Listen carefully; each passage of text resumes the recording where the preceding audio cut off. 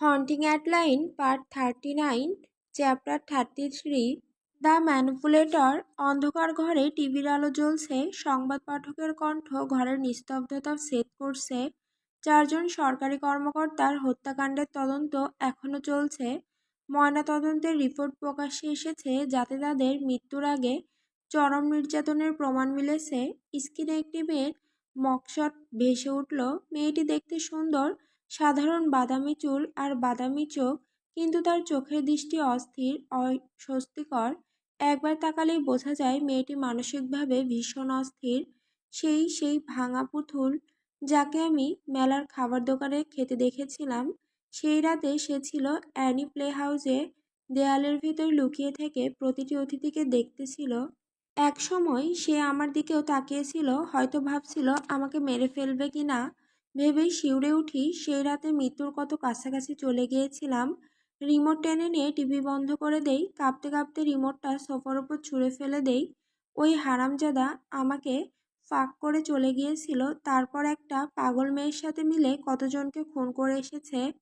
Mark fucking সেইনবার্গ তাদের একজন, সেই 3জন সরকারি কর্মকর্তার সাথে যাদের আমি অ্যানি প্লে হাউসের লাইনে দাঁড়িয়ে থাকতে দেখেছিলাম। সে বলেছিল একটা পাগল মেয়ের সাথে কাজ আছে, কিন্তু সে যে মানুষ খুন করতে যাবে সেটা কোনোভাবে আশা করিনি। বোকা মেয়ের মতো অ্যাডি, তুমি জানো না এটাই ও করে, খুন করে। ভয় আর উদ্বেগে শ্বাস বন্ধ হয়ে আসছে। আমি জানতাম ও মানুষ খুন করে। আর্কের হাত আমার দরজার সামনে এসে পড়া ছিল তার প্রমাণ। ওর পুরো পরিবার নিশ্চিহ্ন হয়ে গিয়েছিল। জানতাম ও খুনি, ও নিজেই স্বীকার করেছিল, কিন্তু টেলিভিশনে ওর নির্মম খুনের খবর দেখাটা আমাকে ভেতর থেকে নাড়িয়ে দিচ্ছে। ও 4জন সরকারি রাজনীতিককে খুন করেছে। এটা কোনো ছেলের মাফিয়া বসের শুট আর বন্দুক পরে খেলা খেলার মতো কিছু নয়। আর কোনো গুরুত্বহীন ছিল, কিন্তু এটা এটা অনেক বড় কিছু। মার্কের শাস্তি প্রাপ্য ছিল অবশ্যই, কিন্তু আমি তো ওর বাড়িতে গিয়েছিলাম, ওর রাডারে ছিলাম আমি, আর এখন ও মারা গেছে। যদি ওরা আমাকে খুঁজতে আসে। শালা, তুই আসলে একটা বোকা অ্যাডি। হাত দুটো হাঁটুতে রেখে মাথা নিচু করে বসে পড়ি। আমার চিন্তাগুলো একের পর এক ঘুরপাক খাচ্ছে। তাতে কি যদি এটাই আমার জীবনের সেরা ফাঁক হয়, এবং সম্ভবত আর কখনো এমন হবে না। ছেলেটা পাগল, ওই স্ক্রিনের মেয়ের মতোই। ও আগেও মানুষ খুন করেছে, আবার করবে। আর যদি ও কখনো প্রেসিডেন্টকে খুন করতে চায়, বা এমন কাউকে যার সাথে ভয়ঙ্কর কিছু লোকের যোগাযোগ আছে, আমি এটা মেনে নিতে পারছি না। আবার স্ক্রিনের দিকে তাকাই, রিপোর্টার সাতান স্যাফিয়ারের সামনে, পিছনে পুলিশের সাইরেনের আলো। আমি আর পারছি না, বারবার ভয় নিয়ে বাঁচা সম্ভব না। জেড হাই প্রোফাইল মানুষ মেরে যাবে, আর তাদের লোকেরা আমার পিছনে লেগে থাকবে। ও একটা সিরিয়াল কিলার, আমাকে ওর সাথে সব শেষ করতে হবে একেবারে।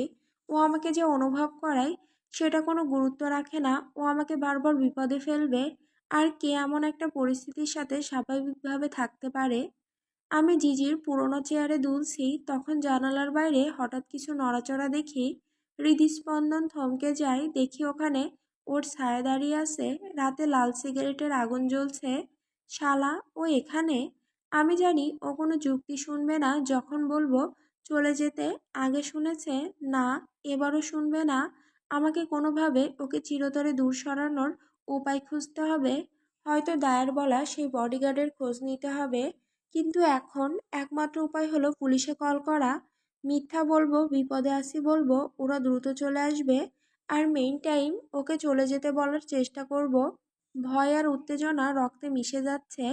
আমি তাড়াহুড়ো করে ফোন ফুঁকছি, পাগলের মতো লিভিং রুম তছনছ করে ফেলছি। ফোনের জন্য বুক ধড়ফড় করছে, কানে ধ্বনি বাজছে, শ্বাস ছুটে যাচ্ছে। কয়েক মিনিট পর অবশেষে সোফার কুশনের নিচে ফোন খুঁজে পাই। সোজা হয়ে দাঁড়িয়ে জানালার দিকে তাকাতেই স্থির হয়ে যাই ও উধাও। হায় ঈশ্বর, ও গেল কোথায়? হাত কাঁপতে কাঁপতে নম্বর ডায়াল করি, 91। তখনই ওর উপস্থিতি পিঠে অনুভব করি, আর ঠিক তখনই ও আমার হাত থেকে ফোন কেড়ে নেয়। শ্বাস আটকে আসে। ও নম্বর মুছে দেয়, ফোনটাও অদৃশ্য হয়ে যায় ওর হাতে। ওর নিঃশ্বাস আমার কানে লাগে। ও নিচু হয়ে বলে, তুমি কি আমার বিরুদ্ধে পুলিশ ডাকতে যাচ্ছিলে? ও টস করে বলে, আমার তো মনে হয়েছিল আমরা এগুলো পার হয়ে গেছি। আমার শ্বাস কেঁপে ওঠে। আমি আর এগুলো চাই না জেড। আমি তোমাকে চাই না। সংবাদ পাঠকের কণ্ঠ পেছনে ভেসে যায়। একটু পরও বলে, কখন থেকে তুমি এত বড় মিথ্যেবাদী হলে? চোখ বন্ধ করে লম্বা শ্বাস নিলাম। তারপর হঠাৎ পায়ে জোরে চাপ দেই ওর পায়ে। ও কষ্টে গড়গড় করে ওঠে, কিন্তু আমি পালাতে যেতেই ওর হাত কোমরে জড়িয়ে ধরে আমাকে আটকে ফেলে। এটা খুবই দুষ্টুমি, ছোট ইঁদুর। আর তুমি জানো দুষ্টুমি করলে কি হয়? এক মুহূর্ত চুপ থেকে ও কানে ফিসফিস করে ওঠে, তাহলে তোমাকে গিলে খেতে হয়। ওর কথায় আমার ভেতর আগুন জ্বলে ওঠে, তপ্ত আগুন। নিচে নেমে যায়, পেটের ভেতর দিয়ে পৌঁছে যায় সেই সংবেদনশীল জায়গায়। কিন্তু আমি এভাবে সহজে হার মানব না। আমি আর ওকে নিজের মাথায় শরীরে ঢুকতে দিতে পারি না। আমি তোমার শিকার না। তাহলে কেন আমাকে তোমায় গ্রাস করতে দাও? ও ফিসফিস করে, গলা চেপে ধরে, মুখ গুজে দেয় গলায়। দাঁতের আঘাতে আমি কেঁপে উঠি। ওর হাত আরেকটু চেপে ধরে।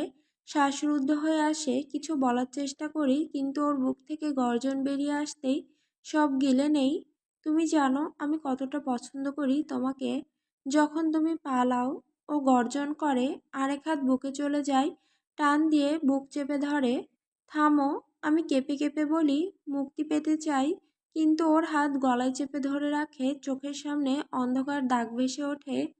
তুমি এটা চাও না প্রিয়? চাও না আমি তোমাকে পূর্ণ করি, প্রতিবার চরম মুহূর্তে এক নতুন ধর্ম আবিষ্কার করতে? তুমি নিজের ওপর অনেক ভরসা রাখো। আমি ফিসফিস করি। ও হেসে ওঠে, অন্ধকার সমুদ্রের মতো গভীর। বিশ্বাসী হতে হলে বিশ্বাস রাখতে হয়।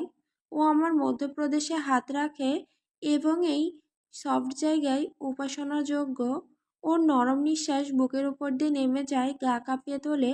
ওর আঙুল দিয়ে আমার বুকে জোরে চাপ দিতে থাকে, জোরে টান দেয়। আমি আর্তনাদ করি, তবুও শরীর নিজের মতো প্রতিক্রিয়া জানায়। আমি ওর দিকে গা ঠেলে দেই।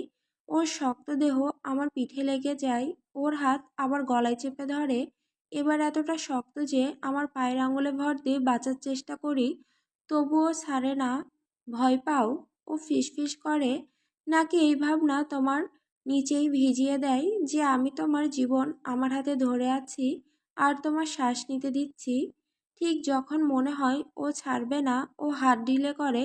আমি হাওয়া খেতে খেতে বাঁচার চেষ্টা করি, কিন্তু ও আমাকে বেশি সময় শ্বাস নিতে দেয় না। হঠাৎ আমাকে ঘুরিয়ে দেয়, দেওয়ালের দিকে ঠেলে দেয়। আমি ঠিক ওর পছন্দ মতো অবস্থানে চলে যাই। 1 ফুট দূরে থাকতে না থাকতেই ও আমাকে ধরে দেওয়ালে ঠেসে ফেলে। পুরো শরীর দিয়ে চেপে ধরে, আমার গলায় হাত দিয়ে চেপে ধরে, ঠোঁট চেপে বসিয়ে দেয় ঠোঁটে। ঠিক যেমনও বলেছিল আমি ওকে আমাকে গ্রাস করতে দেই।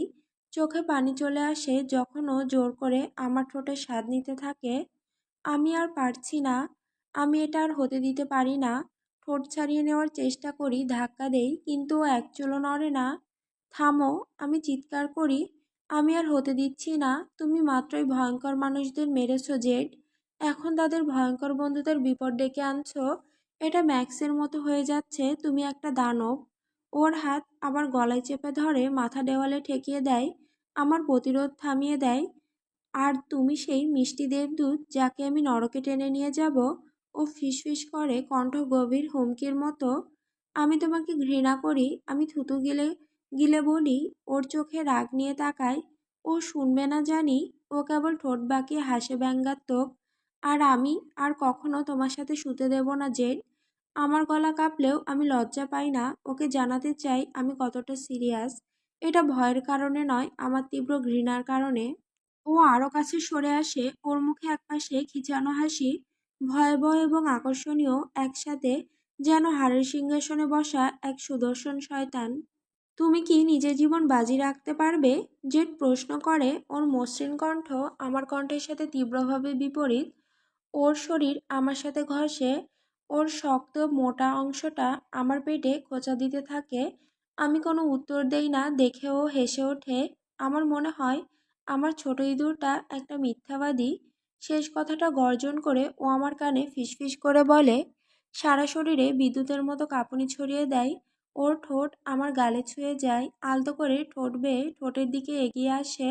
ওর ঠোঁট যখন আমার ঠোঁটে ছুঁয়ে যায়, আমাদের ত্বক যেখানে যেখানে ছুঁয়ে যায় সেখান থেকে বৈদ্যুতিক শিহরণ ছড়িয়ে পড়ে। আমি তীক্ষ্ণভাবে শ্বাস নিই। ভয়ের সঙ্গে অ্যাড্রিনালিন এখনো রক্তে ছুটে বেড়াচ্ছে, এতটাই তীব্র যে আমাকে প্রায় মাতাল করে তুলছে। হ্যাঁ, আমি ফিসফিস করে উত্তর দেই। ওর প্রশ্নের উত্তর দিতেই হঠাৎ পা উঁচিয়ে ওর অন্ডকোষে লাথি দেই। ও সম্পূর্ণ আঘাত এড়িয়ে যায়, কিন্তু তাতেই আমার পক্ষে ওর হাত থেকে ছুটে পালানোর সুযোগ হয়। ওর ঠান্ডা নির্মম হাসির শব্দ শুনতে শুনতে আমি প্রায় দরজার পাল্লা ভেঙে দিই আর দৌড়ে রাতের অন্ধকারে বেরিয়ে যাই। শীতল ভেজা বৃষ্টি গায়ে পড়তেই আমি ভিজে যাই, তবুও বৃষ্টি আমাকে থামাতে পারে না। ভয় আমাকে ছুটিয়ে নিয়ে যাচ্ছে, পা ছুটছে, আমি দৌড়াচ্ছি অন্ধকার জঙ্গলের দিকে। পা পিছলে যাই ভেজা বারান্দার কারণে। তখন মনে পড়ে আমি পায়ে কোনো জুতো পরিনি। এখন আর কিছু করার নেই, দাঁত চেপে পায়ের নিচের পাথরের কামড় সহ্য করে দৌড়াই। ছোটবেলায় আমি সবসময় এই জঙ্গলে অভিযান করতে চেয়েছিলাম। এই জঙ্গল গভীর, খুব সহজে হারিয়ে যাওয়া যায়। মা আর নানি কোনোদিন আমাকে এই জঙ্গলে ঢুকতে দেয়নি। সেই নিষেধাজ্ঞা বড় হয়েও মেনে চলেছি। শৈশবে পাওয়া সতর্কবার্তাগুলো আমাকে এই জঙ্গল থেকে দূরে রেখেছিল। এখন ইচ্ছে করছে, ইস, যদি আগে আসতাম। 1 মিনিটও লাগে না, আমি দিক হারিয়ে ফেলি। কেবল চাঁদের আলো, সেটাও গাছের ছায়ায় দুর্বল। তবু আমি পা চালিয়ে যাই, থামতে ভয় পাই। মনে হয় শয়তান পেছনে লেগে আছে। অবশেষে একটি শিকড়ে পা আটকে গিয়ে আমি পড়ে যাই। শরীর সামনের দিকে ছিটকে পড়ে, মাটিতে ধাক্কা খাই। হাতের ওপর ভর দিয়ে পড়ার 2 কবজিতে ব্যথা ওঠে। পা কেটে রক্ত পড়ছে। পায়ে জুতা না থাকায় ক্ষতবিক্ষত হয়ে গেছে। আমি হাঁপাচ্ছি, আতঙ্কিত শ্বাস নিচ্ছি। তারপর পিঠের ওপর গড়িয়ে যাই। বৃষ্টির ধাক্কায় চোখ বন্ধ করতে হয়। নাকে মুখে পানি ঢুকে যায়। হাত দিয়ে মুখ ঢেকে চোখ মেলি। চারপাশ দেখি। ওকে দেখতে পাচ্ছি না, কিন্তু তার মানে এই নয় যে ও কাছাকাছি নেই। বুক ধড়ফড় করছে। গভীর শ্বাস নিতে নিতে নিজেকে শান্ত করার চেষ্টা করি, যেন ওর পায়ের শব্দ শুনতে পারি। বাতাসে গাছের পাতা কাঁপে, মাটির ধুলো উড়ে আসে, গায়ে কাটা দেয়। শব্দটা ভীতিকর, হুমকির মতো। মনে হয় বাতাস গাছের ফাঁক খুলে দেবে আর আমি দেখতে পাবো আমার ছায়ার মতো দাঁড়িয়ে আছে জেড। ভেজা টি শার্ট আর লেগিংস কোনো সুরক্ষা দেয় না। কাপড়গুলো শরীরে লেপ্টে থাকে, শীতকে ভেতরে আটকে রাখে। ঠান্ডায় হাড় কাঁপে। বসে গিয়ে গভীর নিঃশ্বাস নিয়ে কান খাড়া করি পায়ের শব্দ শোনার জন্য। কয়েক সেকেন্ড পর পেছন থেকে একটি ডালের ভাঙার শব্দ পাই। হঠাৎ মাথা ঘুরিয়ে নেই। চোখ উন্মত্তভাবে খুঁজতে থাকে। আবার দম ফুরিয়ে আসে। আস্তে আস্তে উঠে দাঁড়াই। হাতে পায়ে ব্যথা উপেক্ষা করি। আমাকে লুকাতে হবে। ঠিক তখনই আরেকটি ডাল ভাঙার শব্দ হয়। হৃদস্পন্দন তীব্র হয়ে ওঠে। সামনে হঠাৎ একটি পা দেখতে পাই, আগুন থেকে উঠে আসা শয়তানের মতো। ওকে দেখেই দুটি গাছের ফাঁক থেকে বেরিয়ে আসছে। বিশাল দেহি হুড তোলা ছায়ার মধ্যে দিয়ে এগিয়ে আসছে। আমি পেছন ফিরে দৌড় দেই। শক্তি দিয়ে দৌড়াই, হাত পা ছুটিয়ে দেই যতটা পারি, কিন্তু তাতে কোনো লাভ হয় না। মাত্র 10 ফুট যেতেই এক হাত আমার বাহু চেপে ধরে আমাকে পিছনে টেনে নেয়। আমার শরীর ওর শক্ত বুকের সাথে ধাক্কা খায়। শ্বাস বন্ধ হয়ে আসে। আমি লড়াই করি, মুক্ত হতে চাই, কিন্তু ও অনেক বড়, অনেক শক্তিশালী। সহজে ওর গরম দেহে আমাকে আটকে ফেলে। ওর গরম নিঃশ্বাস কানে লাগে। ভয়ের মধ্যে, ঘোলাটে দৃষ্টির মধ্যে ওর গভীর কণ্ঠ ভেসে আসে, তুমি আমার থেকে পালাতে পারবে না, ছোট ইঁদুর। আমি সব সময় তোমাকে খুঁজে বের করব। ও আমার মুখ চেপে ধরে, বড় হাত দিয়ে গাল দুটো চেপে ধরে, নরম মাংস দাঁতে ঠেকায়। আমি ব্যথায় কেঁপে উঠি। সাথে সাথে ওর বুক থেকে গর্জন ওঠে। তারপর ফিসফিস করে বলে, তুমি কি খাওয়ার জন্য প্রস্তুত? ও মুখ চেপে ধরে আমাকে ঘুরিয়ে নেয়, শরীর ওর সাথে চেপে ধরে, কিন্তু আমি সহজে হার মানব না। আমি হাত পা ছুড়ে দেই, শরীর নাড়াই, ওর শক্ত হাত থেকে ছাড়ানোর চেষ্টা করি। এভাবে ধস্তাধস্তিতে পা পিছলে যায়। আমরা দুজনেই পড়ে যাই, কিন্তু পড়ার সময় ও হাতে আমাকে সামলে নেয়। তার মধ্যে আমাকে শক্ত করে ধরে রাখে। তাতেও আমি থামি না। আমাকে ছেড়ে দাও, তুমি পাগল, আমি তোমাকে। কি করবে? ও গর্জে ওঠে, কথা কেটে দিয়ে। ও আমাকে মাটির সাথে চেপে ধরে। ঠান্ডার কোমর আমার শরীরে ঢুকে যায়। 2 হাত আমার মাথার উপরে চেপে ধরে, অন্য হাত গলার পেছন থেকে ধরে। বলো অ্যাডি, তুমি কি মনে করো প্রেডোফাইলদের খুন করা অন্যায়? ওর এক চোখ অন্ধকারে উজ্জ্বল হয়ে ওঠে। আমি মনে করি মানুষ খুন করা ভুল। আমি ওর মুখের সামনে চিৎকার করি, দম নিতে নিতে শরীরকে সামান্য বিশ্রাম দেই। আমি ভয় পেয়েছি, কিন্তু শরীর ক্লান্ত। কেন? ও তাড়াতাড়ি বলে, কারণ সমাজ তোমাকে সেটা শিখিয়েছে। কারণ মানুষ নিজেরা নিয়ম বানিয়ে নিয়েছে মানুষকে নিয়ন্ত্রণ করার জন্য। তুমি কি মনে করো অন্য পশুরা এই নিয়ম মানে? আমরা সবাই পশু, প্রিয়। পার্থক্য হলো আমি নিজের ভেতরের পশুকে দমন করি না। আমি রেগে গিয়ে ওকে ঠেলে সরানোর চেষ্টা করি, কিন্তু কোনো কাজ হয় না। যেন হাতের নিচে ইঁদুর চাপা পড়েছে। ও আমার হাতগুলো শক্ত করে চেপে ধরে রাখে, হাঁটু দিয়ে পা ছড়িয়ে দেয়। বৃষ্টি আর ঠান্ডার মধ্যেও ওর শরীর পাথরের মতো শক্ত। তুমি আমাকে মেরে ফেলাবে, আমি চিৎকার করি, কারণ তুমি তাদের এত ভয়ানকভাবে নির্যাতন করে মারলে যে সেটা জাতীয় সংবাদে চলে গেছে। তুমি জানতে চাও আসল পাপ কি, অ্যাডি? যাদের জন্য তুমি এত কষ্ট পাচ্ছ, তারা সেই মানুষ যারা শিশুদের নির্যাতন করে, ধর্ষণ করে, মেরে ফেলে, আর সেটা উপভোগ করে। তুমি কি মনে করো এই পৃথিবীর কোনো শাস্তি এক শিশুর কষ্টের সমান হতে পারে? আমি মুখ বন্ধ করে দেই, চোখে জল চলে আসে। আর খারাপ হলে অ্যাডি, তোমাকে আমি আমার বলে দাবি করার আগেই সোসাইটি তোমার ওপর নজর দিয়েছিল। এর মানে সে বেঁচে থাকুক বা মরুক, তুমি বিপদে ছিলে। তুমি কি জানো শাটান স্যাফেয়ারে ওরা তোমাকে কিডন্যাপ করার চেষ্টা করেছিল? যখন তুমি অ্যানি প্লে হাউসে দৌড়াচ্ছিলে তখন ওরা তোমাকে ধরার জন্য লোক লাগাচ্ছিল। আমি সেটা হতে দেইনি অ্যাডি। তুমি যদি ভেবে থাকো আমাকে তোমার জীবন থেকে দূর করতে পারবে, সেটা ভুলে যাও। তুমি আমার দেহের থেকেও বেশি আমার সুরক্ষার প্রয়োজন।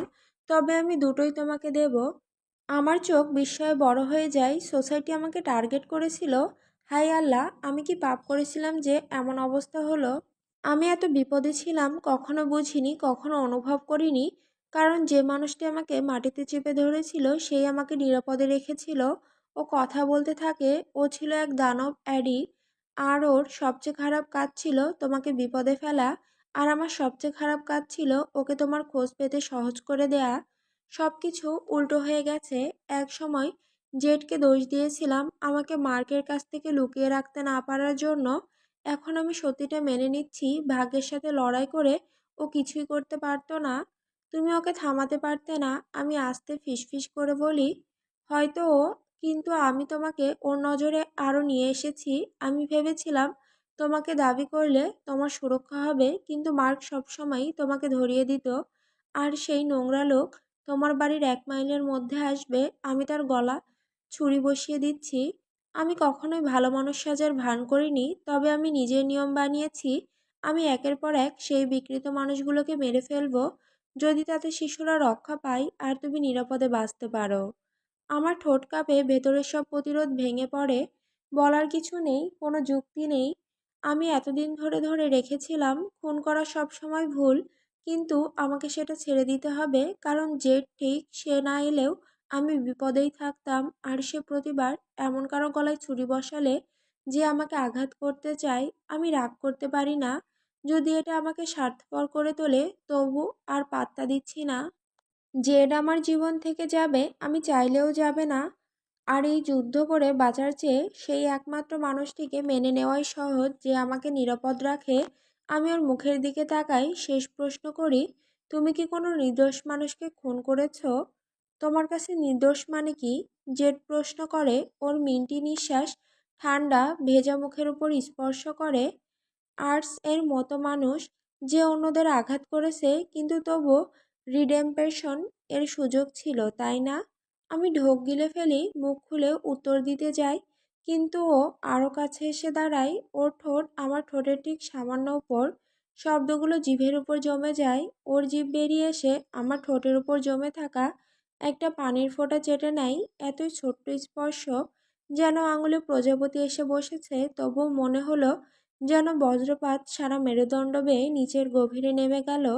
তুমি কি মনে করো আমার রিডেম্পশন সম্ভব? ও ফিসফিস করে, গলার স্বর অন্ধকার আর পাপময়। আমি ঠোঁট ভিজিয়ে শব্দ খুঁজতে খুঁজতে বলি, তুমি কি রিডেম্পশন চাইছো? ওর পুরো শরীর আমার শরীরের সাথে মিশে যায়।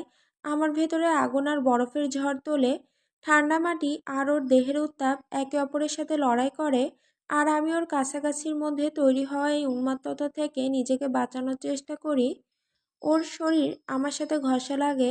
আমার পায়ের ফাঁক দিয়ে তীব্র আনন্দের শিহরণ ছড়িয়ে পড়ে। অনিচ্ছাকৃতভাবে আমার পিঠ বেঁকে যায়, ঠোঁট থেকে একটা আর্তনাদ বেরিয়ে আসে। যদি আমার মুক্তির রাস্তা তোমার মধ্যে থাকে,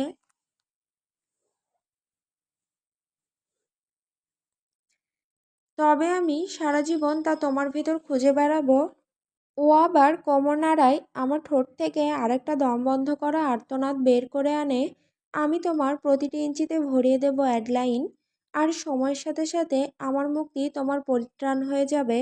ওর কথাগুলো আমার ভেতরের গভীরে এক তীব্র প্রতিক্রিয়া তৈরি করে। পায়ের ফাঁকে ভিজে যাওয়া থামানো যাচ্ছে না, ঠিক যেমন ওর কাছে সমস্ত আত্মা স্বেচ্ছায় তুলে দিতে চাওয়াটাও থামাতে পারছি না। সে এখনও একজন স্টকার অ্যাডি।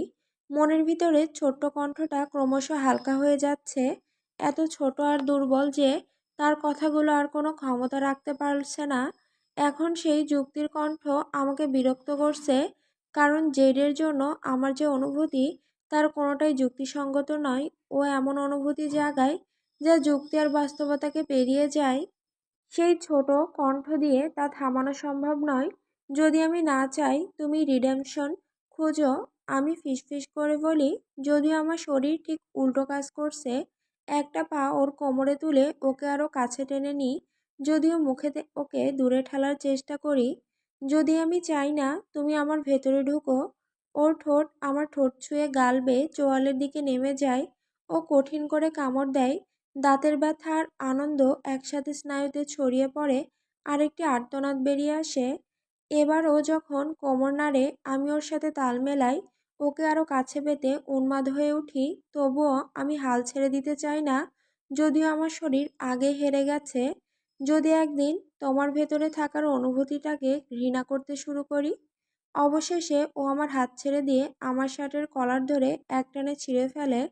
ঠান্ডা বৃষ্টির ঝাপটা ত্বকে পড়তে আমি কেঁপে উঠি।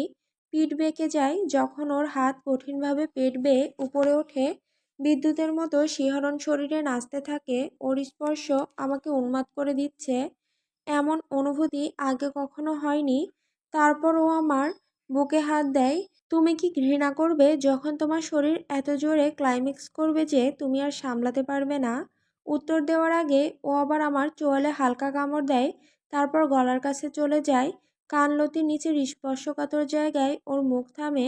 এবার নিঃশ্বাস ছেড়ে দেয়, সেটাই শেষ সতর্কতা। তারপর দাঁত বসিয়ে দেয়। আমার মুখ থেকে বেরিয়ে আসে অস্পষ্ট আর্তনাদ। চোখ উল্টে যায়, ওর জিভ দংশনে লেগে থাকা জায়গায় চাটতে থাকে আর শিহরণ ছড়ায়। তীক্ষ্ণ কামড় গলার নিচে নামতে নামতে একসময় ওর মুখ আমার বুকে চলে আসে। গলা থেকে রুদ্ধ করা চিৎকার বের হয়, আর আমি কাঁপতে থাকি তা ওর উত্তপ্ত জিভের ঘর্ষণে। পিঠ বেঁকে যায়। আমি ওর চুলের মুঠি ধরে টানি, যেমনভাবে ও আমার বুকে মুখ লাগিয়ে আছে। শেষমেশ ও দাঁত ছেড়ে দেয়। আমি ফুঁস করে শ্বাস ছাড়ি। আমি নিজেই নিজের থেকে অনেক বেশি তৃপ্তি নিতে পারি তোমার চেয়ে। আমি ওর হাসি অনুভব করতে পারি, দেখার দরকার নেই। জানি কতটা নির্মম সেই হাসি। ও মাথা তুলে চোখে চোখ রাখে। আমার হৃদয় ডুবে যায়, আর অন্তর বলে দেয়, যা শীঘ্রই ওর কথায় প্রমাণিত হবে। তুমি কি প্রমাণ করার জন্য প্রস্তুত, ছোট ইঁদুর? না হলে আমি তোমাকে তোমার কথা খাইয়ে ছাড়বো।